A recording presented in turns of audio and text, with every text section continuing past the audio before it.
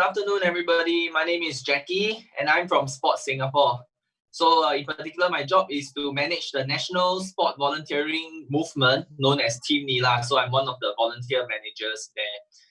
Right. So, let me start off today, right, with a quick introduction. So, prior to joining SportSG, my role actually involved, going around to different. I was actually I have did a brief role in one of the community mental health facility. At the same time, at that time I was actually studying a little bit mental health, right? So then today I would like to share with all of you a bit of how we can achieve mental wellness through sport. All right. So before we begin, we have a quick poll, and I would like to hear a little bit from all of you. So the question is, how important is mental health to you? All right, so there are 4 options there. Go ahead and share with me what you think about this question, and from there we'll be able to see, how we can structure this conversation, so that I'll be able to share with you a bit more to help you, have a deeper appreciation for what mental wellness looks like for every one of us.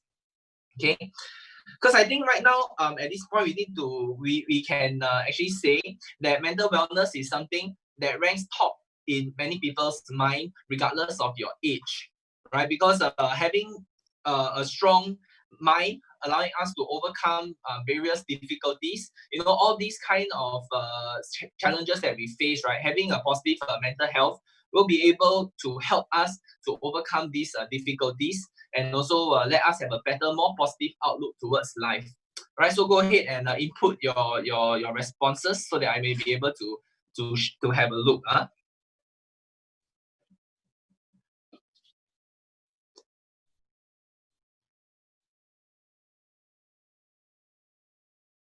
All right, thank you so much, everybody.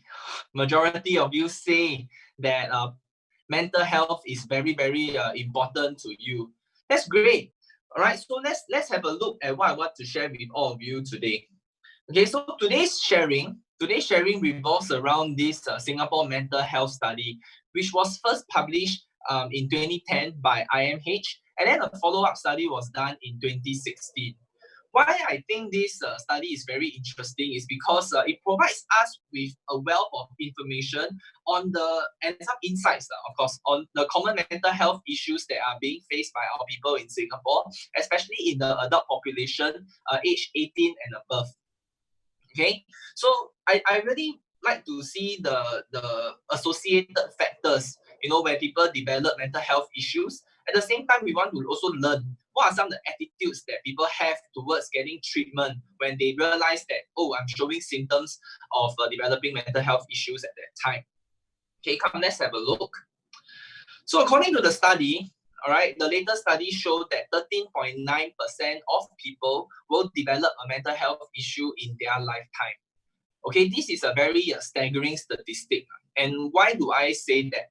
It's because this means that 1 in 7 people, right, over the course of their lifetime will develop a mental health illness. And this is an increase, a 12% increase from the original study.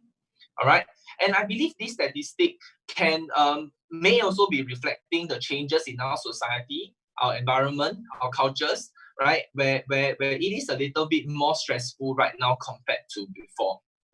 Okay, and then the most common mental health issues that we face in Singapore right now are these 3. Okay, alcohol abuse, obsessive compulsive disorder, as well as a major depressive disorder. Now, what is alcohol abuse? Many of you might be looking at this screen right now, and then you're just wondering, alcohol abuse should not be classified under a mental health issue. So according to the description, alcohol abuse will be diagnosed in a person if one of the following occurs, right? If there is a recurrent use of alcohol and resulting in a failure, all right, to fulfill a major obligation, a major life obligation. For example, unable to go to work, unable to fulfill your work responsibilities, right? Unable to go to school, unable to fulfill your role within the family. So if you're a parent or a child, unable to do that, then likely the alcohol abuse is starting to become a mental health issue.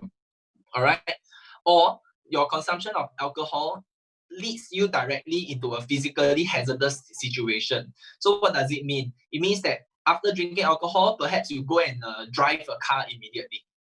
All right, or maybe you want to go and seek some thrill, and then potentially can lead you to do something that you normally wouldn't do, right? Or perhaps somebody would have alcohol related legal problems, right? Maybe some kind of disorderly conduct after being under influence, or perhaps they will continue to have this kind of persistent issues with regards to their social interaction. So for example, drinking alcohol and then arguing with your loved ones, or drinking alcohol and getting into fights with strangers. So all this kind of situation means that the alcohol consumption pattern is directly impairing all your ability to function in normal life, and now that's considered a mental health issue.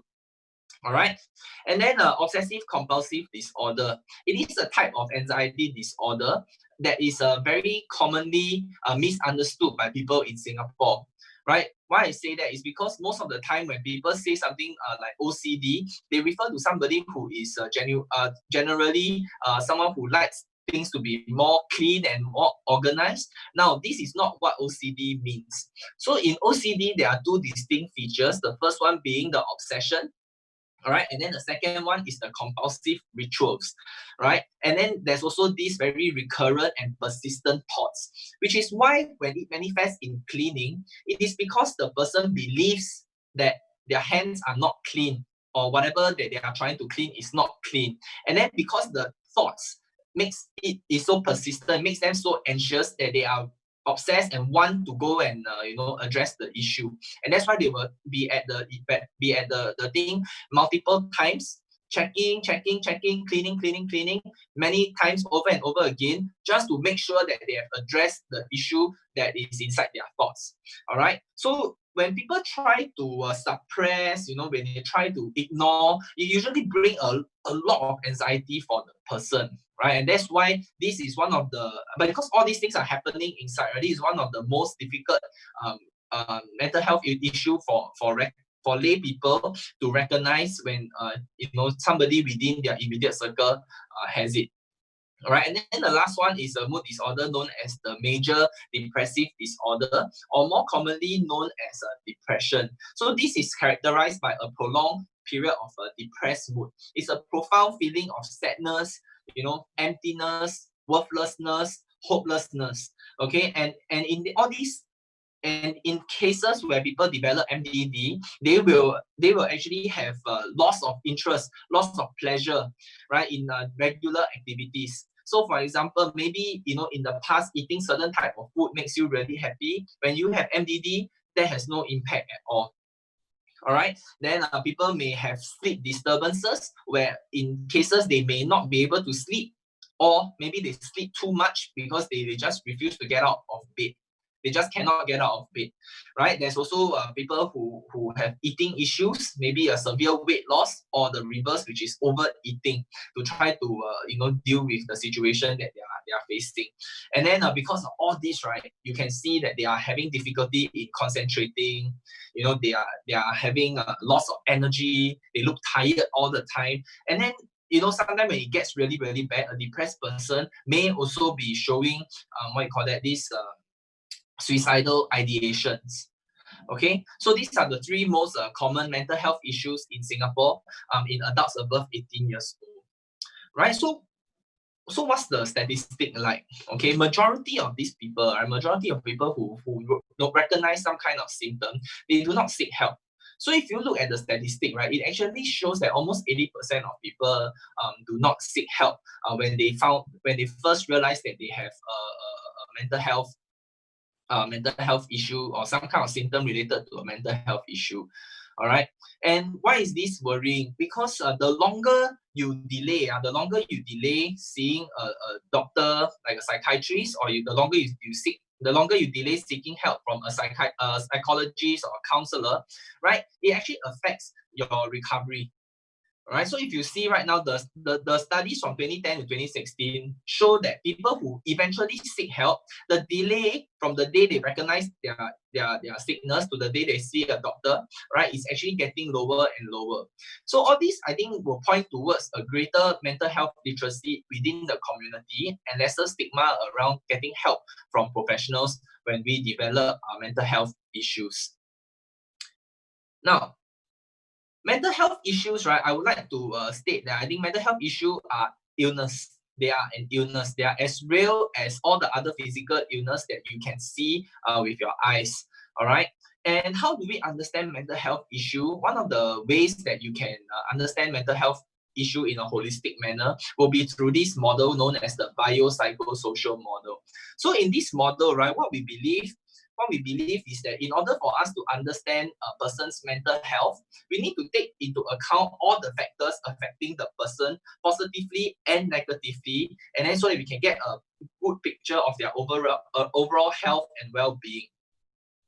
Now, because right, this model takes into account all the various life events, it also helps us to understand how come somebody, right, who is seemingly normal can develop mental health issue at a later stage of their life. Okay, so let's have a look. Right, in this model, as you can see how the circles interact. The interaction between a person's biology, psychology, and social context, social cultural context will contribute to their experience of health or illness. So what does biology mean? Biology refers to the person's body, the physiological health, right? So for example, we could be talking about their genetics, right? We could be talking to some kind of physical trauma they may have experienced, right? Their nutrition, the kind of food intake they have been taking, their hormonal makeup, right? Or even some of the toxins. Then the psychological component, what it means are the psychological explanations, the potential explanations for a health problem. For example, like a person's self-control, a person's coping mechanisms, right? A person's beliefs and thoughts, right? And then lastly, the social and cultural factors refers to the events that this person may have faced. Okay, so for example, all right, maybe the person has been retrenched, all right, or maybe the person has gone through a significant life event, perhaps like a miscarriage, all right, a loss of a friend, due to illness or accident, right? So all these will constitute to a person's social cultural factors, all right? So what this model believes is that not just any one component of it, right, is enough to cause a mental health issue. There needs to be an interplay with all these three factors. Then a mental health issue will manifest, or mental wellness can be achieved. The reverse is also true. All right, so let me go into a bit of detail and perhaps maybe even share a story. So now, to show you that mental health issues are affecting someone in a biological way, look at the MRI photo at the top corner, right, which shows the image of a person's brain, right, of a normal person's brain contrast with somebody's brain someone who is being depressed right now. So the lighted up parts are known as the activations, right? So if you see the depressed person, it's not lighted up as much, right? So we can see in a mental health issue how a person's brain, their makeup, how they're being activated are actually different. So this is a base evidence to show that there is a biological component in mental health issue. It's not just something to do with the mind. It's the actual brain, that organ itself, right? Then when we talk about the psychological factors, a simple way to put it is, how do you deal with challenging situations? Do you have the resources, right, to help you to overcome difficulties? So if you can see again at the top corner of the photo, there's Neela, our mascot, right? Neela running through the finishing line. So why do I use this? Why do I use this photo to represent? Because I would like to share with you how a person have perceived their ability to win, the ability to overcome challenges, right? Directly affects how they see the next challenge. Okay, so if I won in these challenges before, the next time something similar comes up, I believe that I have the resources that is able to overcome it. So I don't feel so defeated right at the start. Okay, and the last photo at the bottom part of the screen will be to show you that Nila having all his friends around. Okay, these are the social support. All right, during a challenging time, a difficult situation, having friends around will be a significant, something significant to help you to strengthen that social cultural aspect of overall wellness. So if I can share with you a story, right, it will be around person A, for example, right? Let's say person A is a very healthy person and person A likes to go running. And one day during the run, person A fell down. And then in this fall, this person affected his, that means the part of the legs, part of one of the bone in the leg broken. All right. And then the recovery period is 6 months to 9 months. Right. So, and the doctor's advice to this person is to stay at home and don't move. Just lie down in bed and let the bone recover. 6 to 9 months cannot go out. So I think at the first couple of days, this person may be feeling like, wow, this is amazing. I get to rest. I get to catch up with my TV shows. I get to catch up with my reading. However, slowly, this person start to feel less and less connected to the world. Because why? The friends already stop talking with him. Okay, because they text him occasionally, but there's no more visiting. Right? Then maybe at that point in time, last time when he's very active, he believed that he can overcome anything. But now that he's lying down in bed, he feels like, oh, you know what? Perhaps I may not actually be able to deal with this. And over time, you can see the negative beliefs coupled by the lack of friends, the lack of social reliance, and then his injured leg. The pain the little pain that comes from his injured leg. These three factors mixed around could potentially lead to person A developing some kind of anxiety, some kind of depression, which may eventually turn into a mental health issue. So you can see how in this very simple example, I show you how an interplay of these three factors could potentially affect somebody's overall mental wellness, right? So what can we do about this? All right, what I can do about this is I think firstly, by listening to this talk, right, I want to share with all of you is to go and encourage people or encourage yourself if let's say you feel like you have a mental health issue, symptom of mental health issue, encourage people to go and seek help.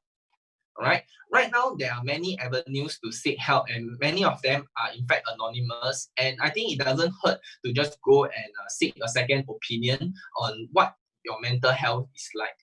Right. So over here, I've shared with everybody some helplines that you can contact. And I just want to bring your attention to the first one, Samaritans of Singapore. So this helpline is 24-hour helpline that helps people who feel like they have intention or suicidal ideation.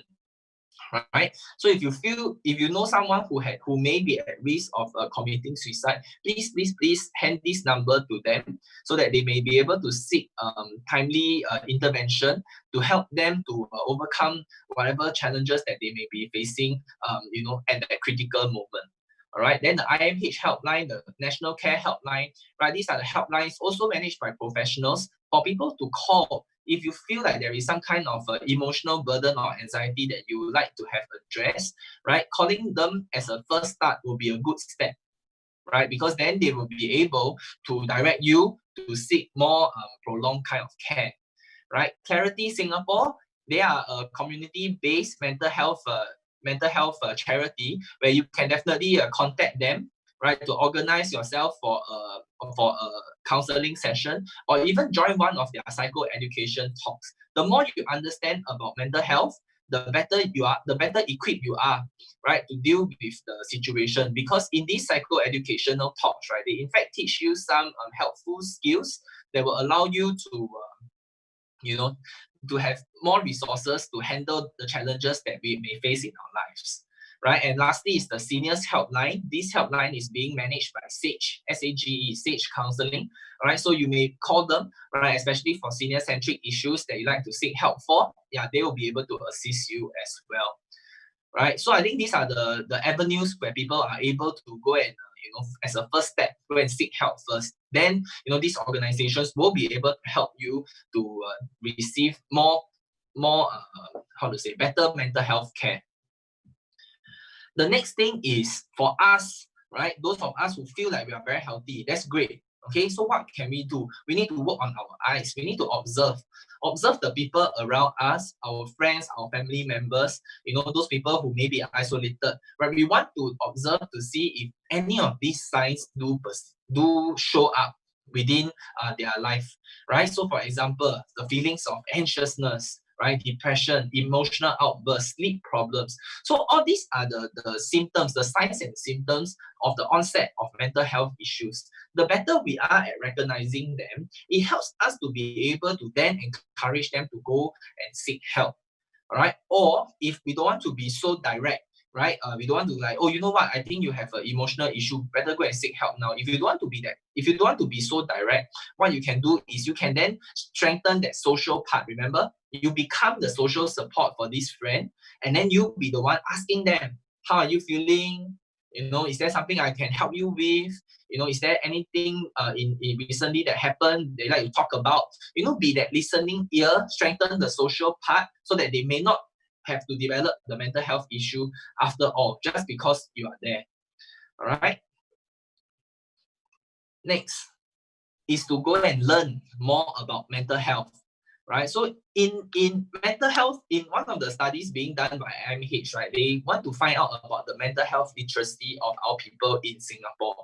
And I think one of the findings that that the study shown is that majority of people actually don't know much about mental health. What they know is what they've learned from the television before. So I encourage you all to learn more, because if you look at the statistic that is being shown on the screen right now in these studies conducted by the Straits Times, right?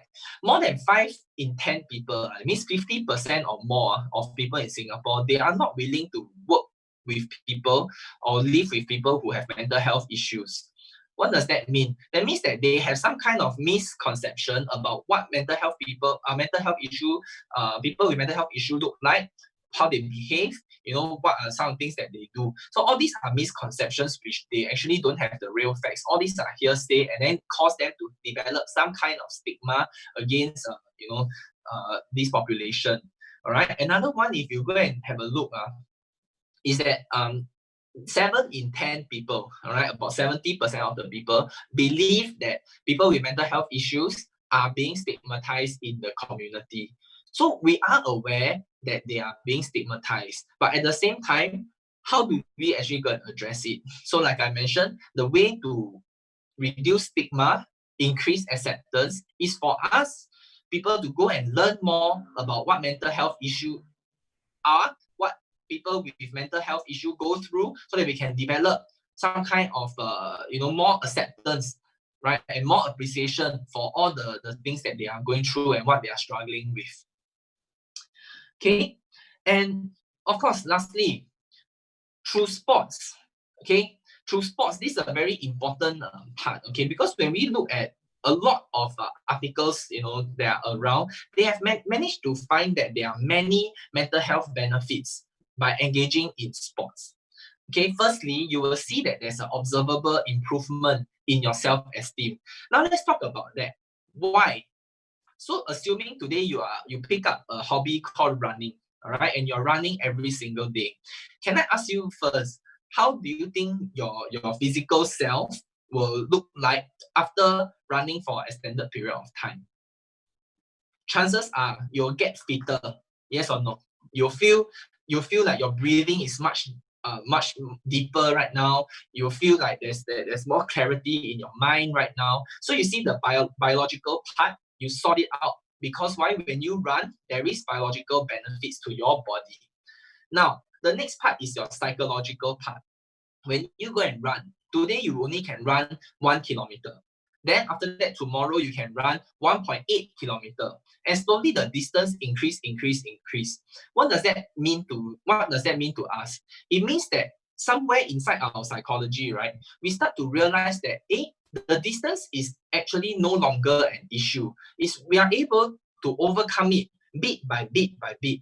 And you see, it builds that belief that no matter what the distance is, as long as I continue to persist, I continue to train, I will be able to overcome that distance. Which is why you see there are many seniors out there who actually run faster than me and can run longer than me and can complete a race at a better timing, better pace than myself.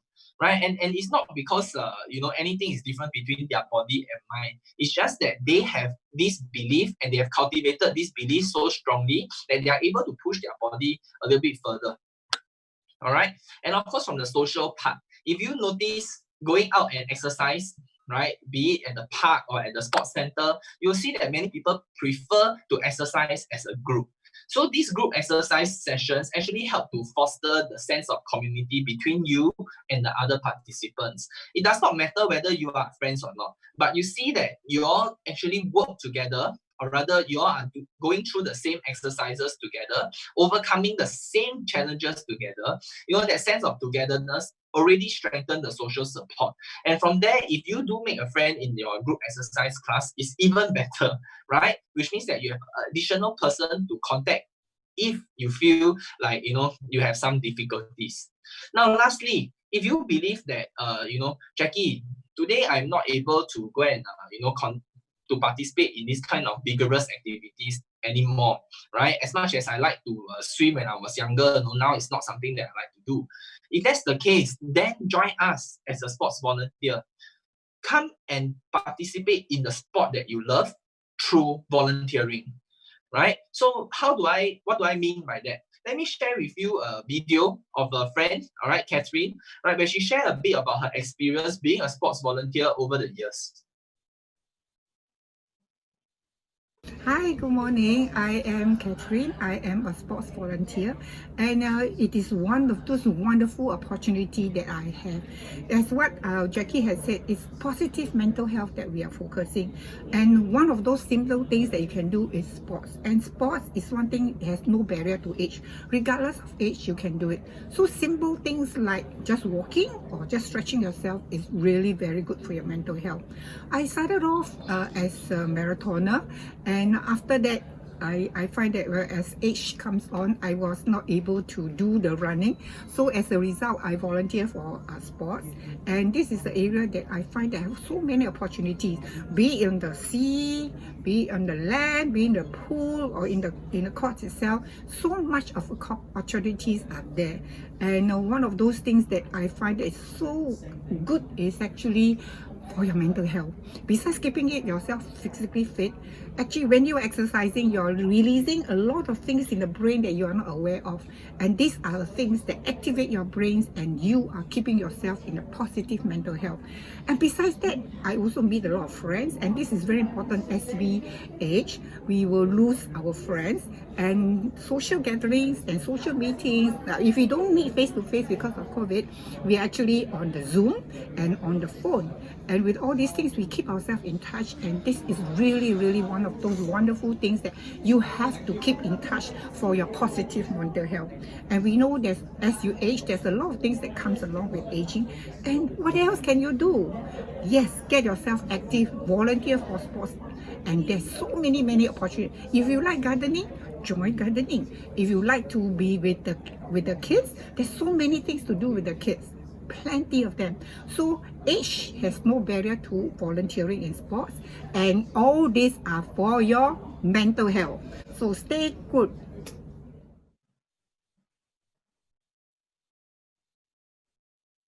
Thank you so much, Catherine. So as all of you can see, right, if we base on the biopsychosocial model again, you can achieve the exact same benefits through sports volunteering. The actual participation, the physical participation will be your physical exercise, providing you with the physical benefits, right? The people that you meet who are passionate about the same cause as you, for example, volunteering at a basketball event, you will see many like-minded basketball enthusiasts who may not be playing but are supporting the sport. Right? And lastly will be the psychological benefits where you'll get from the increase in confidence, right? Because you are able to perform the tasks, and then also, having that increased sense of purpose and meaning, because you know that every minute, every effort that you put into this sport event, you are actually helping to further that interest of the sport. All right. So with that, I would like to start our Q&A session. So if you have any questions that you like to ask and you like to share with me your thoughts, or you want to give me some feedback, please go ahead and put it down in the comments section so that we'll be able to help you to address that. Okay, now the first question that we have over here is that mental health issues are caused by weaknesses in one's character. Is it true? Now, what do you think? Just put it in the comment section. Do you think it's true that mental health issues are caused due to somebody's weakness in character? All right. I think that it is not fair to say that, because if we again look at the biopsychosocial model, all right, there are the interplay of the various factors can lead to a person developing, or rather affecting his or her mental wellness, right? So when we say about character, what do we mean? All right, if we are in the person's shoe, for example, like the person that I gave in the example just now, if I were to fall down and I injured my leg and have to lie down in bed for 9 months, can I overcome the situation like him or her? All right. So at that point, because we don't actually live within that environment that the person is in, it is unfair to state whether this is a weakness in character or not. Yeah. So I think my answer will be it is not true. Right. Question number 2, how do I get a person with mental health issues to get out of the house to play sports? Now that's a wonderful question. And my response to you will be, is there a requirement for the person to leave house to do sports? Right? So in my case, during the circuit breaker period, and I wasn't able to head outside, right? So what was I doing? I was actually watching a lot of instructional videos online. Okay, I was actually watching a lot of instructional videos online to pursue my favorite sport, which is boxing. All right, so I was watching all these various martial arts people doing various kind of combination, and I imagine myself in the gym and then doing the same combinations as them, right, as if they were my training partners. So if you would like to get somebody active, all right, you can definitely use the virtual mediums right now, which are, I think, readily available across all the video sharing platforms.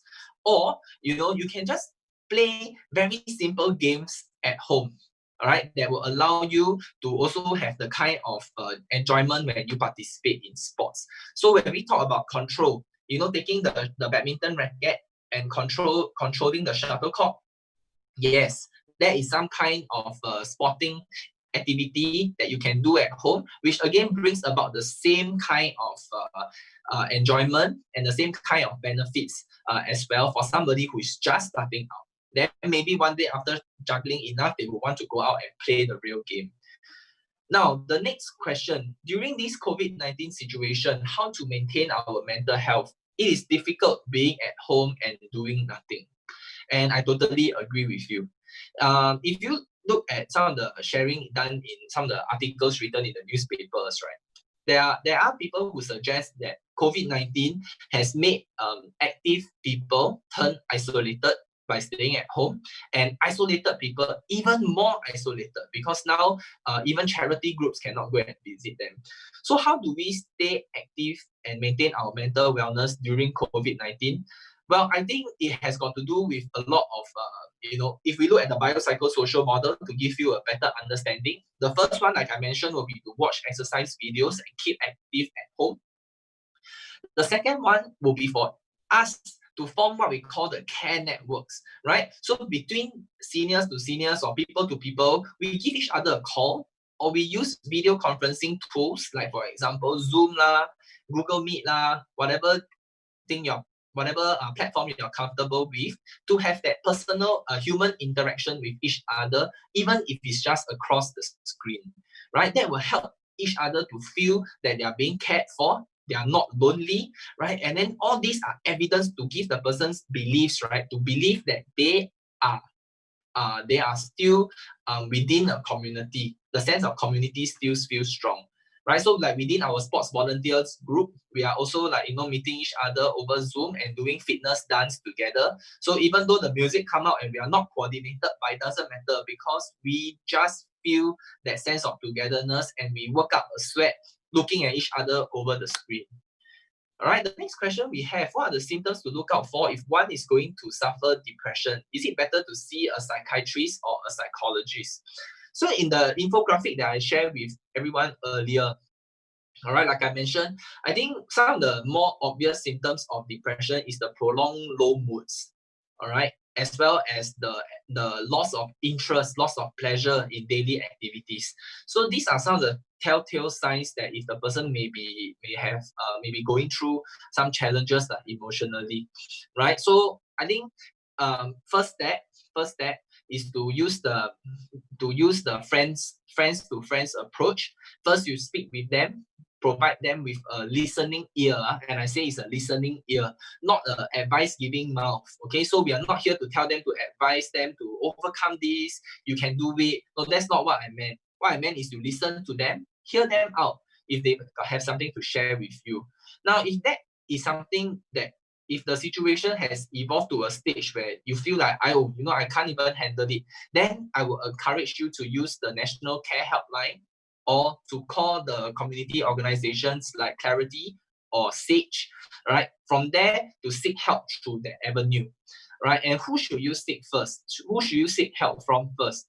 Right, this one, there are many different views on this. I think my personal view is for you to actually, you can go to a GP first, like your polyclinic. Some of the GPs in the polyclinic will be able to then, based on the symptoms that they assess, they can direct you either to a psychiatrist for more direct medical intervention, or to a psychologist or counselor for a more psychological therapy kind of intervention. So I think a good start point will be the helpline, and if it develops further, then your polyclinic will be a good option. Now, question 5, what kind of volunteering will be good for people with mental health issues? Now, any kind of volunteering is good. And why do I say that? Right, because again, it is about letting the person feel that they still have the ability to complete tasks that are being assigned to them. So how do you find a good volunteering organization that can manage all these considerations? So firstly, I would think if you are their caretaker, do visit the location first, depending on what platform you are interested to volunteer in. All right, go to the place first, talk with the volunteer manager, explain the situation to the volunteer manager, and let the volunteer manager advise you what kind of roles may be suitable for this person that you're talking about. All right, and then from there we can customize a kind of volunteering experience for them. So similarly, in our case, we also can customize a role that is less strenuous, something that everybody can do, right? And also with the intent to help everybody to develop this positive mental health. All right, next question. I can identify that my friend needs help, but he's unwilling to accept the fact that he needs help. How do we make him seek help? Okay, my question now, can this friend perform daily tasks? So if this person still have a job, can they still work, right? If this person has a family, can this person still take care of the family, right? So why do I say that? Because mental health issues most of the time are characterized by the inability to perform day-to-day tasks. That means, right, feeling sadness when, for example, if my loved one passed away, then it's natural for me to feel sad, right? But after I feel sad, past the grief period, the mourning period, I should be able to return to my workplace eventually. Becomes depression is if the situation affected me so much that I'm not able to go back to work anymore. All right, maybe 1 year later, 2 years later, I'm still upset about the same situation as before, and it prevents me from performing my daily responsibility as a citizen of the world, right? So that would usually constitute as a mental health issue, right? So if your friend refuses to seek help because he doesn't think that he has a problem, then that means he hasn't developed into a mental health issue yet. This person may have some kind of emotional baggage and all this. Then you be a friend, be the social support, be the listening ear to provide the person with the understanding that he or she is not alone. They can rely on you during challenging times. And when the person realizes that, I really cannot deal with the situation, then you will be the best encouragement to bring them to go and seek help. Okay? Do community centers run sport programs? Interesting. Okay, so community centers are mostly run by the People's Association, and I think they have a lot of sports related interest group like the dance fitness classes, I think Tai Chi, some other martial art classes, or you can definitely go to a sports center, ActiveSG sports center near you and check out the free offerings that are being offered there. But nevertheless, even your house downstairs, those community groups that exercise together, those are also a good avenue for you to experience the community feel of physical activity, right? Let's see, what's the next one? Any tips when it comes to dealing with people with mental health issue? Are they dangerous? Okay, this is misconception. I think one of the biggest misconception that people with mental health issues are dangerous. Okay, I think right now the danger level, right, of people with mental health issue, right, is exactly the same as another fellow human being. Okay, they are no more or no less dangerous than us. Because if today I want to be dangerous, I can be the most dangerous person on earth, and doesn't mean that I actually have a mental health issue. Okay, so do go and spend the time to try and understand people with mental health issue. Go speak with them. It's okay. Nothing's gonna happen. In fact, the only thing that will be happening is that they will feel more included. They will feel like they're participating in community, and you, by speaking with them, you are actually helping them to recover and to integrate back into community. Right? Where to find out about sports volunteer? That will come up in the next slides. Which agency should a senior contact to participate in sports volunteering? So I think volunteering in general is available everywhere, and senior-centric volunteering, you can definitely see in Singapore right now. There are multiple organizations that do that. I think one of the interesting ones will be like RSVP, Care Corner. These people, they have volunteering for seniors. But if you're looking sports as a platform, then come and look for us, Team Nila. Then we will be able to provide you with the opportunities to volunteer in sporting events or sports-related activities. If you see someone who has mental health issue, do you go and help? Now, what do you mean by that? Because if you mean somebody who has mental health issues, and I don't know, I'm just guessing. If what you're trying to say is that, for example, if a child with autism is having a meltdown right now, do you go and help? I think that one, you can leave it to their caregivers who actually know how to handle the situation. But I think in general, right, people with mental health issues that are in our community right now, actually, they are not going to have they won't have a meltdown per se right now. But I think if you are interested in this field, you can definitely go and learn a little bit about mental health first aid or psychological first aid, right? Because I think these two kind of first aid are great for helping people who are experiencing some kind of trouble in this area. Because when you go and learn this course, right, it's quite an extended course. They in fact teach you how to ask questions, how to listen, how to probe, right, so that you provide the assurance to the person, and they don't feel so uptight at that point in time. Help them to calm down and be less anxious about the situation. So there is a cost for this, so you can definitely go and find out more. Do I need to know sports to be a sports volunteer? Let me share with you something. My marathon timing is 8 hours, which is terrible for a marathon runner. All right, but I enjoyed my marathon volunteering experience because I was at the water point, right? And I think I saw value there because I was at 36 km. And then when people run past my station, they are very tired already. And that boost of water or the isotonic drink actually gave them the inspiration or the motivation to continue running, right? So we played mini games at the station with each other. So yes, you don't need to be a runner to volunteer in a running event. Similarly, you don't need to know basketball to volunteer in a basketball event. And likewise for the rest of the sports, right? All the roles are actually quite simple, quite straightforward, and most importantly, they are all very fun. If we do we have any more questions? Awesome. Okay, so I think if you have any more questions, just keep them coming in the comment section, and then we'll try to address them in due time. If not, let me share with you the last slide, where if you find our talk useful and this is something that you enjoy and it helps you, please go and like and share with all your friends, and so that they can actually look at the playlist and all the past videos that were being recorded for this e-nugget series. They can watch them at their own pace and at their own convenience. Right? If you'd like to know more about what ActiveSG does and what Team Nila does as the sport volunteer movement, you can reach out to me. My contact details are over there. All right, or you can just visit the website myactivesg.com. Got lots of events happening right now on the website. Lastly, if you're looking for some kind of learning opportunities for seniors aged 50 years old and above, please do check out the NSA website, nsa.org.sg, or just call and find out what kind of opportunity awaits you. And of course, if you really enjoy yourself, today and want to be notified of subsequent, videos or talks like that, please like the page, all right, so that you'll always be notified and updated whenever new content is being uploaded. Okay, so with that, I really appreciate you sharing your afternoon with me. Thank you so much, and I hope you guys learned something helpful today.